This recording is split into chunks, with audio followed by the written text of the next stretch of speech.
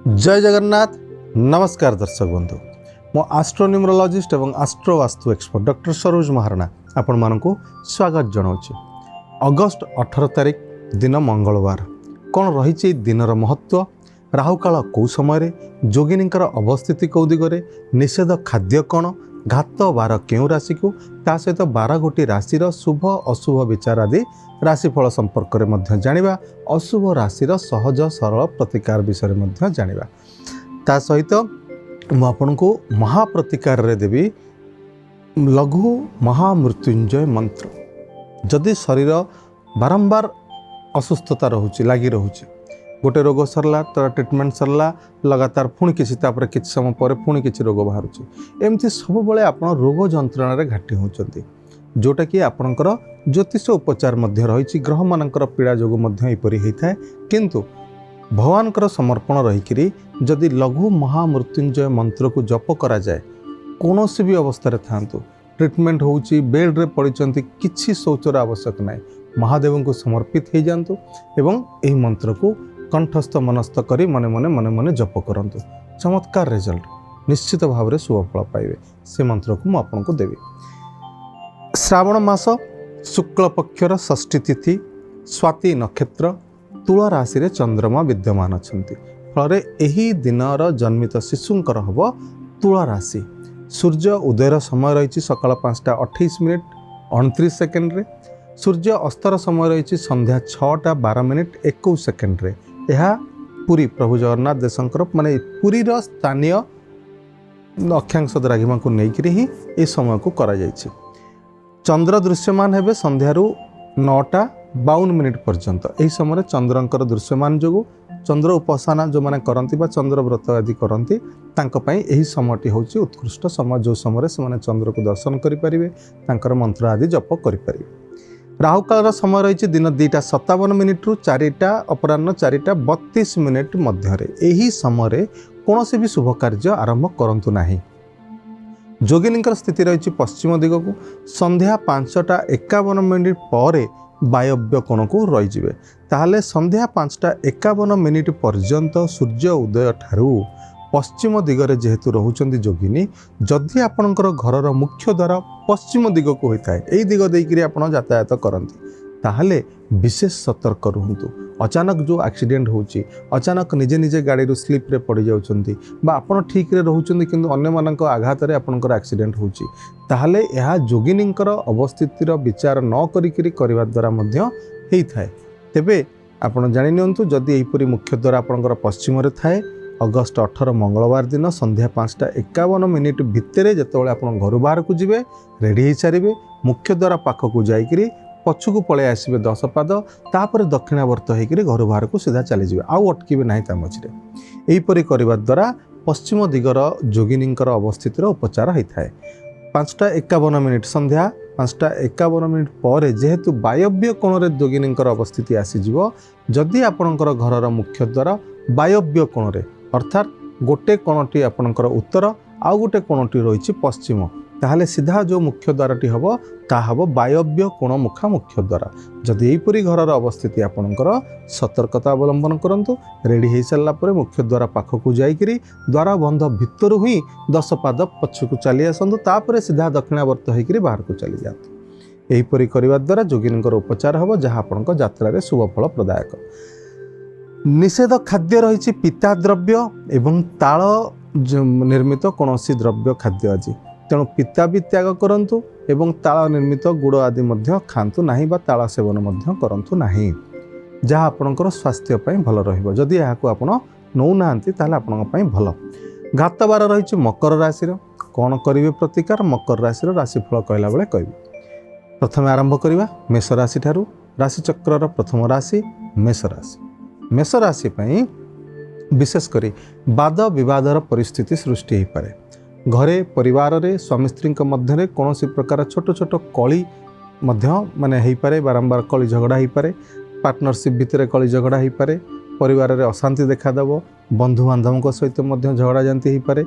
एथिपाई सतर्क रुहंतु। प्रथम सतर्क मौन रुहंतु, विशेष क्या सहित माने अधिका कथबार्ता करंतु नहीं।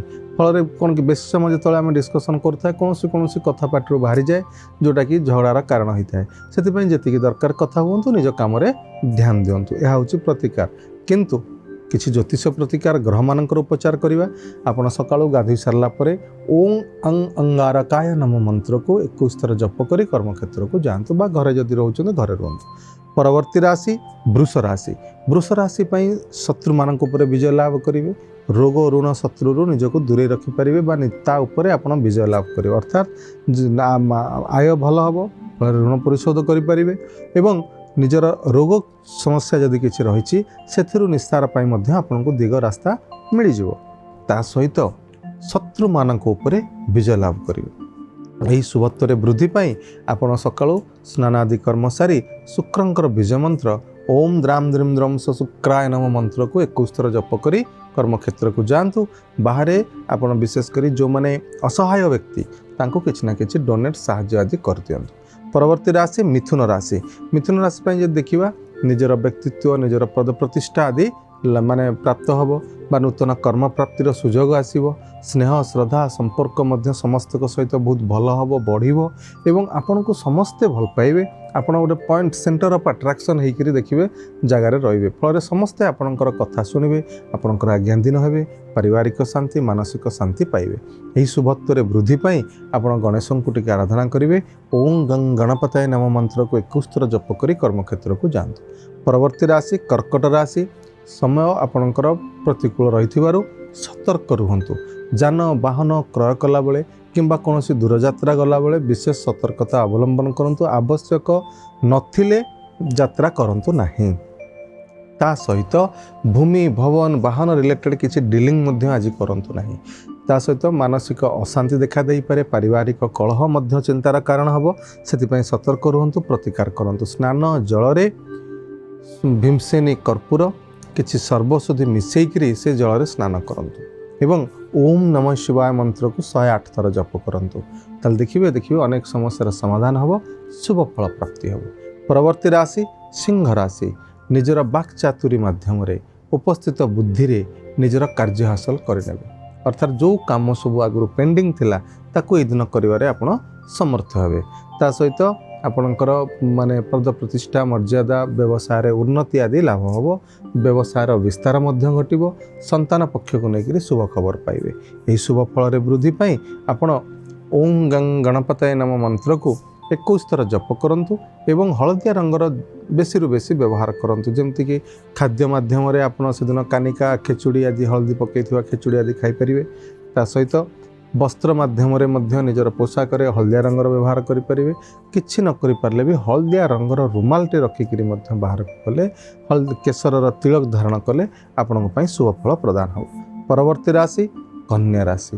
कन्या राशि जब देखा विशेषकर परिवार रे कौन प्रकार अशांति अप्रीतिकर परिस्थिति सृष्टि हो पारे पड़ोशी मान सहित कली झगड़ा आदि हो पारे निजर वाक् संयमता रक्षा करने निहाती जरूरी निजर कथा बा कटुता किंबा कटु मंतव्य कौटी रखिदेवे जहाँफल शत्रु मैंने आपण प्रति पलि आसबे बा आपणकर संपर्क खराब हो तेणु से निजर वाक् संयमता ये दिन रक्षा करंतु।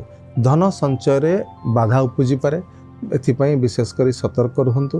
फाइनेंशियल डीलिंग ए दिन करंतु नहीं क्या सहित एवं विशेषकर सकाळु स्नान आदि कर्म सारी भगवान गणेश को ओं गंग गणपताय नम मंत्र को 11 थर जप करंतु। तापर कुबेरंकर बीज मंत्र जप करंतु ओम यक्षाय कुबेराय वैश्रवणाय धन धन्याधिपते धन धन्य समृद्धि में देहि दापय स्वाहा यही मंत्र को आपण विशेष करी 11 थर जप करनियंतु। तेणु नहले भी सीधा कुबेराय नमः कुबेराय नमः कुबेराय नमः कुबेराय नमः यह आपण 21 थर जप करी कर्मक्षेत्र को जातु। परवर्ती राशि तुला राशि। तुला राशि जदि देखा ताले विशेष करी आपण दिनटी अत्यंत शुभ जहाँ भी किसी आगुरी कम अटकी रही है दिन देखिए पुणी स्टार्ट हो सहित आपणकर पदोन्नति प्रमोशन आदि होबार यथेष्ट संभावना रही सहित आपणकर शरीर आरोग्यता लाभ होगा सहित पारिवारिक शांति मानसिक शांति सब प्रकार खुशी खबर पाइबे। यही शुभत्व वृद्धि पाई आपण सकाळ स्नान आदि कर्म सारी ओम नमः शिवाय मंत्र को 21 थर जप करनियंतु। परवर्ती राशि बिच्छा राशि। सतर्क रुहतु प्रत्येकटी कार्य हठात अचानक व्यय ନିଜର ମୁଣ୍ଡବିନ୍ଧାର କାରଣ ହେବ। କିଛି କଥା ନଥିବ, ହଠାତ୍ ଯେମିତି କିଛି ମେଡ଼ିକାଲ ଏକ୍ସପେନ୍ସେସ୍ ଆପଣଙ୍କ ସାମ୍ନାକୁ ଆସିଯାଇପାରେ। ହଠାତ୍ କିଛି ଏମିତି ମାନେ ଯେମିତି ନିଜର ବ୍ୟବସାୟରେ କୌଣସି ମନପସନ୍ଦର ଦ୍ରବ୍ୟ ନଷ୍ଟ ହୋଇଯିବ, ହାନି ହୋଇଯିବ, ଯାହାଫଳରେ ମଧ୍ୟ ଅଚାନକ ବ୍ୟୟ ହୋଇଯିବ। ତା ସହିତ କୌଣସି ପ୍ରକାର ଦୂର ଯାତ୍ରା କରିବା ପାଇଁ ମଧ୍ୟ ଆସିପାରେ, କିନ୍ତୁ ଦୂରଯାତ୍ରା ଯଦି ଆଭଏଡ଼୍ କରିପାରୁଛନ୍ତି ତାହେଲେ ଭଲ ରହିବ। ତେବେ ଏହି ଅଶୁଭତ୍ୱ ଖଣ୍ଡନ ପାଇଁ, ଶୁଭ ଫଳର ପ୍ରାପ୍ତି ପାଇଁ ହନୁମାନ ଚାଳିଶାକୁ 3 ଥର ପାଠ କରିନିଅନ୍ତୁ। ପରବର୍ତ୍ତୀ ରାଶି ଧନୁ ରାଶି। ନିଜର ଇଚ୍ଛିତ ଅଭିଳାଷା ପୂର୍ଣ୍ଣ ହେବା ଯୋଗୁଁ ମାନସିକ ଶାନ୍ତି ପାଇବେ ଏବଂ ବିଶେଷ କରିକି ଦୂର ସ୍ଥାନରୁ କୌଣସି ଶୁଭ ଖବର ପ୍ରାପ୍ତି ଯୋଗୁଁ ମନ ଭଲ ରହିବ। ଆଗରୁ ଯଦି କୌଣସି କୋର୍ଟ କଚେରୀ ମାଲି ମକଦ୍ଦମା ଚାଲିଥିଲା, ଯଦି କିଛି ସେମିତି ଡିସିଜନ୍ସ ହେବାର ଅଛି ଆପଣଙ୍କ ସପକ୍ଷରେ ରହିବ। ତା ସହିତ ଯେଉଁମାନେ ବ୍ୟବସାୟ ଆଦି କରୁଛନ୍ତି ଲାଭାନ୍ୱିତ ହେବେ। ଏହି ଶୁଭ ଫଳରେ ବୃଦ୍ଧି ପାଇଁ ଆପଣ ଓಂ କ୍ଲିଂ କୃଷ୍ଣାୟ ନମଃ ମନ୍ତ୍ରକୁ ସକାଳେ 11 ଥର ଜପ କରି କର୍ମକ୍ଷେତ୍ରକୁ ଯାଆନ୍ତୁ। ପରବର୍ତ୍ତୀ ରାଶି ମକର ରାଶି। ଘାତ ବାର ଭୋଗ ହେଉଥିବାରୁ ସତର୍କତା ଅବଲମ୍ବନ କରିବା ନିହାତି ଦରକାର।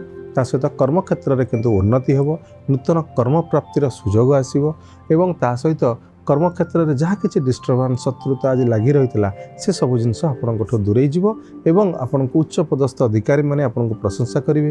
ଅଧୀନସ୍ଥ କର୍ମଚାରୀମାନେ ଆପଣଙ୍କ ସାହାଯ୍ୟ ସହଯୋଗର ହାତ ବଢ଼ାଇବା, ଆପଣଙ୍କ କାର୍ଯ୍ୟକୁ ଠିକ୍ ଭାବରେ ସେମାନେ କରିନେବେ। ସହଯୋଗୀମାନେ ମଧ୍ୟ ଆପଣଙ୍କୁ ସହଯୋଗ କରିବେ।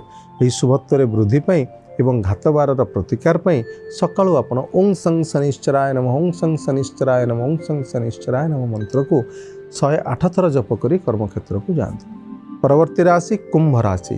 ଅତ୍ୟଧିକ ପରିଶ୍ରମରେ ଅଳ୍ପ ଫଳ ପ୍ରାପ୍ତି ରହିଛି। ପରିଶ୍ରମ ଜାରି ରଖନ୍ତୁ, ଫଳ ପାଇବେ, କିନ୍ତୁ ପରିଶ୍ରମ ମୁତାବକ ମନ ମୁତାବକ ଫଳର କମିଯିବ। ତେଣୁ ବ୍ୟସ୍ତ ହେବାର କିଛି ନାହିଁ, ପ୍ରତିକାର ନିଶ୍ଚିତ ଭାବରେ କରନ୍ତୁ।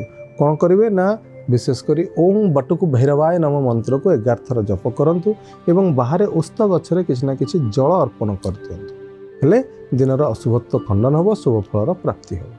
ଅନ୍ତିମ ରାଶି ମୀନ ରାଶି ସମ୍ପର୍କରେ ଜାଣିବା। ମୀନ ରାଶି ପାଇଁ ଯଦି ଦେଖିବା, ଅନେକ ପ୍ରକାର ବାଧା ବିଘ୍ନ ଆପଣଙ୍କର କାମ ଆଗରେ ପଡ଼ିଯିବ। କିଛି କାମ କରୁଛନ୍ତି, ହଠାତ୍ ଏମିତି କିଛି ବିଘ୍ନ ଆସିବ ଯେଉଁ କାମକୁ ବନ୍ଦ କରିବାକୁ ପଡ଼ିପାରେ। ତା ସହିତ ସର୍ଜରୀ ବା ଅସ୍ତ୍ରୋପଚାର ଆପଣଙ୍କର ଶରୀରରେ କୌଣସି ଜାଗାରେ ହୋଇପାରେ। ସେଥିପାଇଁ ଯାନବାହନ ଚଳାଚଳ କଲାବେଳେ ବିଶେଷ ସତର୍କତା ଅବଲମ୍ବନ କରନ୍ତୁ। ଦୁର୍ଘଟଣା ଜନିତ କ୍ଷତି ହୋଇପାରେ କିମ୍ବା ଆଗରୁ ଯଦି କୌଣସି ରୋଗ ଥିଲା ଯେଉଁଟାକି ସର୍ଜରୀର ରିକ୍ୱାରମେଣ୍ଟ ଥିଲା, ତାହେଲେ ଏହି ଦିନ ସର୍ଜରୀ ହେବା ପାଇଁ ମଧ୍ୟ କିଛି ଆପଣ ଖବର ମଧ୍ୟ ପାଇପାରନ୍ତି। ସେଥିପାଇଁ ପ୍ରତ୍ୟେକଟି କ୍ଷେତ୍ରରେ ସତର୍କ ରୁହନ୍ତୁ ଏବଂ ବିଶେଷ ପ୍ରତିକାର କରି ହିଁ ଘରୁ ବାହାରକୁ ଯାଆନ୍ତୁ କିମ୍ବା ଯଦି ଘରେ ରହୁଛନ୍ତି ତାହେଲେ ମଧ୍ୟ ପ୍ରତିକାର କରି ଘରେ ବସନ୍ତୁ।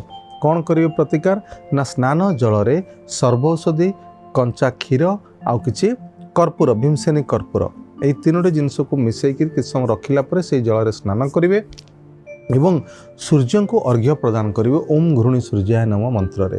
ଏହା କରନ୍ତୁ ଏବଂ ବାହାରକୁ ଯେତେବେଳେ ଯିବେ ଗୋମାତାଙ୍କୁ କିଛି ନା କିଛି ଖାଦ୍ୟ ଦେଇଦେବେ। ହେଲେ ଦିନର ଯେଉଁ ସ୍ଥିତି ରହିଛି ତାହା ସମ୍ପୂର୍ଣ୍ଣ ଭାବରେ କଟିଯିବ, ଅଶୁଭ ସ୍ଥିତି, ଏବଂ ଆପଣଙ୍କୁ ଶୁଭ ଫଳର ପ୍ରାପ୍ତି ହେବ। ଦର୍ଶକ ବନ୍ଧୁ, ଇଏ ତ ଥିଲା ମେଷ ରାଶି ଠାରୁ ମୀନ ରାଶି ପର୍ଯ୍ୟନ୍ତ ଜନ୍ମିତ ବ୍ୟକ୍ତିମାନଙ୍କର ଶୁଭାଶୁଭ ରାଶିଫଳ ସମ୍ପର୍କରେ। ଏବେ କିନ୍ତୁ ଆପଣମାନେ ଅପେକ୍ଷା କରିଛନ୍ତି ମହାପ୍ରତିକାରର। ତେବେ ମହାପ୍ରତିକାରରେ ଯେଉଁଟା ମୁଁ ଆପଣଙ୍କୁ କହିଥିଲି ଶରୀର ପାଇଁ ବା ଆରୋଗ୍ୟତା ଲାଭ ପାଇଁ ମହାମୃତ୍ୟୁଞ୍ଜୟ ମନ୍ତ୍ର, ଯେଉଁଟାକି ଲଘୁ ମହାମୃତ୍ୟୁଞ୍ଜୟ ମନ୍ତ୍ର, ତାକୁ ଜପ କରିବା ଦ୍ୱାରା ଯଦି ଆପଣ ବାରମ୍ବାର ରୋଗରେ ପୀଡ଼ିତ ହେଉଛନ୍ତି, କିଛି ନା କିଛି ଆପଣଙ୍କର ରୋଗ ଚାଲିଛି, ଭଲ ହେଇଯାଇଛି, କିଛି ସମୟ ପରେ ପୁଣି କିଛି ଗୋଟେ ରୋଗର ସମ୍ମୁଖୀନ ହେବାକୁ ପଡ଼ୁଛି ବା ବାରମ୍ବାର ଯେମିତି ରୋଗ ପାଖ ଛାଡ଼ୁନି, ତାହେଲେ ଆପଣଙ୍କୁ ବିଶେଷ କରିକିରି ଏହି ଲଘୁ ମହାମୃତ୍ୟୁଞ୍ଜୟ ମନ୍ତ୍ର ଆପଣଙ୍କୁ ବିଶେଷ ପ୍ରଭାବ ଦେବ ଆଉ ଅନେକ ଶୁଭ ଫଳ ପ୍ରଦାନ କରିବ। ଏହି ମନ୍ତ୍ର ପଢ଼ିଲା ବେଳେ ଯଦି ଆପଣଙ୍କର ସୁବିଧା ଅଛି ଯେ ଶୌଚ ହେଇକିରି ସ୍ନାନ ଆଦି କର୍ମ ସାରି ଆପଣ ପୂର୍ବାଭିମୁଖ ହେଇକିରି ଜପ କରିପାରିବେ, କିନ୍ତୁ ଯଦି ସେପରି ପରିସ୍ଥିତିରେ ନାହାନ୍ତି, ରୋଗରେ ଆପଣଙ୍କର ଶଯ୍ୟାଶାୟୀ ଅଛନ୍ତି ବା ଗାଧୋଇ ହେଉନି, ଦେହ ଠିକ୍ ନାହିଁ, ତାହେଲେ ବି କିଛି ଡରିବାର ନାହିଁ। ବାସ୍ ଆପଣ ମନକୁ ଶୁଦ୍ଧ ରଖନ୍ତୁ ଏବଂ ମନ୍ତ୍ର ଜାପ କରନ୍ତୁ। କ'ଣ ସେ ମନ୍ତ୍ର? ଓಂ ହ୍ରୌಂ ଜୁମ୍ ଶାଃ ଓಂ, ଓಂ ହ୍ରୌಂ ଜୁମ୍ ଶାଃ ଓಂ, ଓಂ ହ୍ରୌಂ ଜୁମ୍ ଶାଃ ଓಂ। ବାସ୍ ଏହି ମନ୍ତ୍ରକୁ ପୁରା ଭଲ ଭାବରେ ବାରମ୍ବାର ଶୁଣନ୍ତୁ, କ୍ଲିଅରଲି ଉଚ୍ଚାରଣ ଗୁଡ଼ାକ ମଧ୍ୟ ଧ୍ୟାନ ଦିଅନ୍ତୁ ଆଉ କ୍ଲିଅରଲି ଶୁଣି ସାରିଲା ପରେ ମନେ ରଖିଦିଅନ୍ତୁ ଏବଂ ମନେ ମନେ ଜପ କରନ୍ତୁ। ବାସ୍ କୌଣସି ସମୟ, ଶୁଭ ସମୟ ଅଶୁଭ କିଛି ବିଚାର ନାହିଁ। ସ୍ନାନ ଆଦି ଶୌଚର କୌଣସି ବାଛ ବିଚାର କରିବାର ନାହିଁ। ରୋଗରେ ପଡ଼ିଛନ୍ତି ଯେତେ ଜଲ୍ଦି ଆରମ୍ଭ କରିବେ ସେତେ ଜଲ୍ଦି ଶୁଭ ଫଳ ପାଇବେ। ଏହା କରନ୍ତୁ, ନିଶ୍ଚିତ ଲାଭାନ୍ୱିତ ହେବେ। ମନ୍ତ୍ର ଜାପ ଆରମ୍ଭରୁ ହିଁ ପ୍ରଭାବ ଦେଖିବା ନିଶ୍ଚିତ ଭାବରେ ପାଇବେ ଯଦି ମନରେ ଭକ୍ତି ଶ୍ରଦ୍ଧା ଅଛି। ଦର୍ଶକ ବନ୍ଧୁ, କାର୍ଯ୍ୟକ୍ରମ ଯଦି ଭଲ ଲାଗୁଛି ତାହେଲେ ଚ୍ୟାନେଲକୁ ଲାଇକ୍ ସେୟାର ସବସ୍କ୍ରାଇବ୍ କରନ୍ତୁ। କମେଣ୍ଟ ମାଧ୍ୟମରେ ନିଜର ମତାମତ ଦେବାକୁ ଭୁଲନ୍ତୁ ନାହିଁ। ଆଗାମୀ ଅଧ୍ୟାୟରେ ପୁଣି ଥରେ ଦେଖା ହେବ। ସେ ପର୍ଯ୍ୟନ୍ତ ବିଦାୟ ଦିଅନ୍ତୁ। ଜୟ ଜଗନ୍ନାଥ।